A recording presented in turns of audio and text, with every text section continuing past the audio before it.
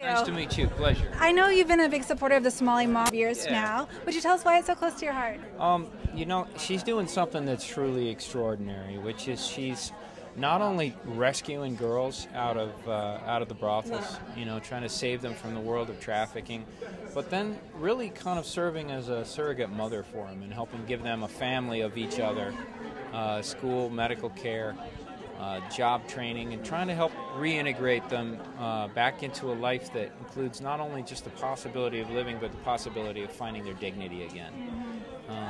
And it's something that it seems such a daunting problem, but it's like a lot of daunting problems. It's one of those things where if you just start with one person and try to do something, it's amazing what you can build. And really, since she escaped herself from the brothels years ago, she's saved probably 5, 6, 7, you know, probably close to 10,000 young women. It's amazing.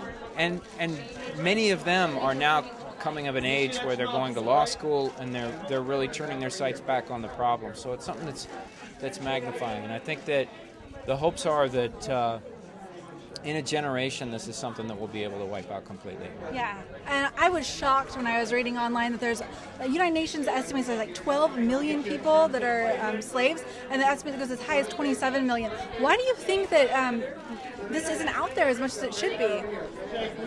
You know, I'm not sure. It's hard to track those numbers. It almost doesn't matter, you know what I mean? Because it's like if there's 5, that's too many. I think it's something that you just definitely don't necessarily see it. And I think a lot of times it tends to be, at least before people like Somaly came along, and she's not the only woman doing this, but she's one who's doing it better than most out there. It tends to be a one-way.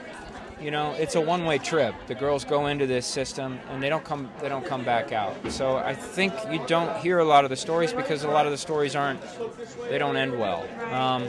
I think as more of the girls are being rescued from that life and really given a chance, one of the chances that they're given is the opportunity to tell their story on a worldwide stage. And I think it's bringing added light to the problem, and hopefully it'll also bring action and solutions as well. That's good. So what projects are you working on now? I finished a movie called Game Change for HBO. It's about the campaign, the last campaign with when Sarah Palin decided to run for vice president. Yeah. Very cool. Well, it's a good day for this charity, but it's kind of a sad day too because Amy Winehouse passed away. Your thoughts on that? Yeah. You know, my heart goes out to her family and friends. Really.